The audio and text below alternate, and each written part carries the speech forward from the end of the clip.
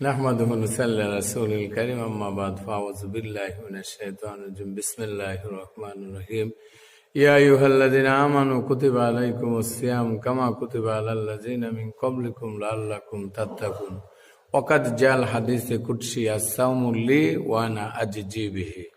সম্মানিত শ্রোতা, দূরের ও কাছের সবার প্রতি আন্তরিক শুভেচ্ছা ও রমজানুল মুবারক জানাচ্ছি। যে আল্লাহ পাক কোরআনে কারিমে বলছে, হে ঈমানদার যারা পড়ছে লা ইলাহা ইল্লাল্লাহ মুহাম্মাদুর রাসূলুল্লাহ সাল্লাল্লাহু আলাইহি ওয়াসাল্লাম, তারা হইল ঈমানদার। আর তাদের জন্য আল্লাহ রোজা ফরজ করছে।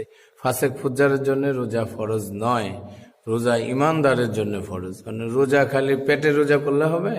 পেটের রোজা হলো না খায় থাকার নাম হলো পেটের রোজা। হাতের রোজা করতে হবে, কোনো খারাপি সুদ ঘুষ বিভিন্ন প্রকার কুকর্মে সাক্ষ্য করা যাবে না, এটা হলো হাতের রোজা।